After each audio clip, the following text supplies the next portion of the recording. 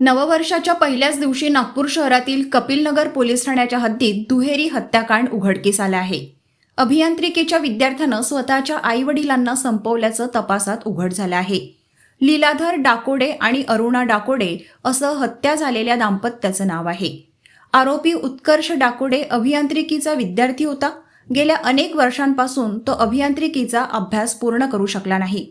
त्यामुळे आई वडील त्याला अन्य कोर्समध्ये ॲडमिशन घेण्याचा सल्ला वारंवार देत होते. त्यामुळे आरोपी उत्कर्ष बेचैन राहू लागला. त्याच रागातून आई वडिलांची हत्या केल्याची कबुली आरोपी उत्कर्षनं पोलिसांना दिली. उत्कर्षनं आई वडिलांची हत्या 26 डिसेंबर रोजी केली.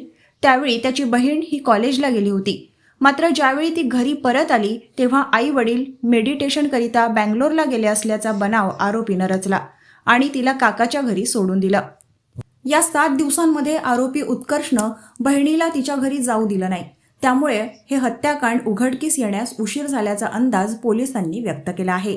तर या संपूर्ण हत्याकांडाची अधिक माहिती परिमंडल क्रमांक 5 चे पोलीस उपायुक्त अनिकेत कदम यांनी दिली. आज सुबह मतलब 1 जनवरी 2025 सुबह 9 बजे करीब हमें 112 नंबर पे कॉल आया था कि एक घर में 2 डेड बॉडीज़ है.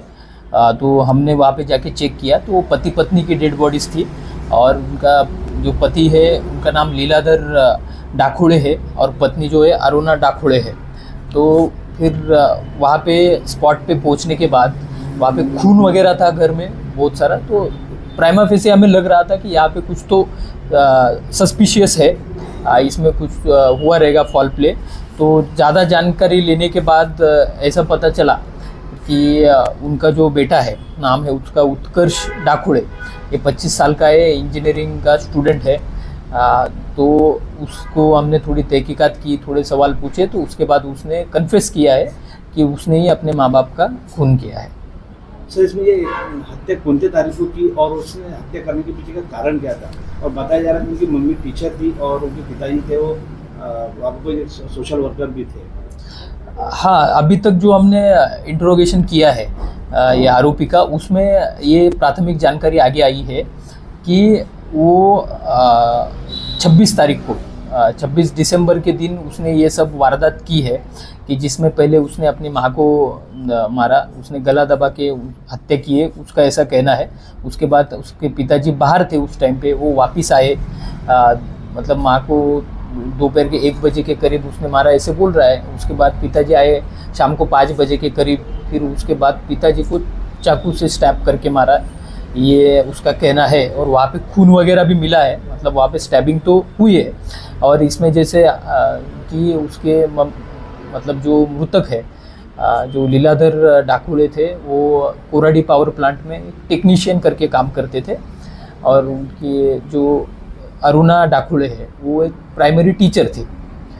तो ऐसा उनका बैकग्राउंड है. इसका कारण अभी तक तो उसके साथ जितना भी इंट्रोगेट किया उससे ये कारण एक सामने आ रहा है कि वो 6 साल से इंजीनियरिंग में एडमिशन लिया हुआ था, कॉलेज कर रहा था, लेकिन कुछ विषय उसके बैकलॉग रहने के कारण उसके घर वाले बोल रहे थे एक तो हम दूसरे कॉलेज में एडमिशन लेते हैं, दूसरी कोर्स करते हैं ITI वगैरह, लेकिन वो मान नहीं रहा था. तो घर वाले ये भी बोल रहे थे कि तुम खेती वगैरह करो, तुमसे नहीं हो पाएगा. तो उसका गुस्सा उसके मन में था कि मुझे ज़बरदस्ती ये कॉलेज से निकाल रहे हैं. तो उसने थोड़ा प्लान वगैरह करके ही फिर ऐसा किया है. सेकेंड ईयर के उसके कुछ बैक पेपर थे और इसको कोई शौक थे कि सर MD या कोई ड्रग्स का कोई शौक है क्या? देखो, अभी तक जो जानकारी मिली है उसका मोबाइल थोड़ा हमने चेक किया तो अभी तक वैसा कुछ मिला नहीं कि वो ड्रग्स वगैरह करता था या फिर इसके कोई दोस्त हो उनके साथ घूमता था. अभी तक उसके बारे में कुछ सब्सटेंशियल कह पाना थोड़ा मुश्किल है. थोड़ा और ज़्यादा इंट्रोगेट करने के बाद क्लियर होगा. सर, इसमें घर में उनकी एक बहन भी थी तो उसको ये सब पता था क्या कि मेरे भाई ने हत्या किया ऐसे कोई? हाँ, जैसे कि उसने 26 तारीख को हत्या की है और 1 तारीख को हमें ये सब चीज़ें पता चली. तो बीच में 5 दिन का एक पीरियड गया है. तो उसकी बहन भी कॉलेज में जाती है. तो उसने उसकी बहन को बाहर ही उस दिन ये सब करने के बाद बाहर ही पिक किया और अपने एक चाचा रहते हैं बेलवाड़ी करके है पास में ही वहाँ पे. तो वहाँ पे लेके गया और उसने अपने चाचा और बहन सबको ये बताया कि मम्मी पापा मेडिटेशन के लिए बेंगलोर गए हैं और वो कुछ दिनों के बाद वापस आएंगे. वहाँ पे मोबाइल वगैरह कुछ अलाउड नहीं है. तो इसलिए बाकी लोगों ने भी ज़्यादा उसको सवाल पूछे नहीं कि मेडिटेशन गए, मोबाइल अलाउड नहीं रहते हैं। लेकिन उसकी बहन उसको बार बार पूछ रही थी, लेकिन वो थोड़ा मतलब उसको मिसलीड कर रहा था अलग अलग जवाब देके। और उसने उसके पापा का मोबाइल भी उसके साथ ही रखा था, तो उसने पापा के मोबाइल से बहन को भी 27 तारीख को मैसेज ड्रॉप किया है कि हम 5 तारीख तक वापस आएंगे, इस टाइप का। तो वो मैसेज कैसे ड्रॉप किया, कितने बजे ड्रॉप किया, उसकी भी तहकीकात चल रही है अभी। सर, जो उनकी सिस्टर है वो तो घर आती होंगी, जब ऊपर में ही मम्मी पापा की हत्या उसने ऊपर में ही किया है, घर के ऊपर में ही, तो घर में तो उसके सिस्टर को अभी लोगों का आना जाना होगा।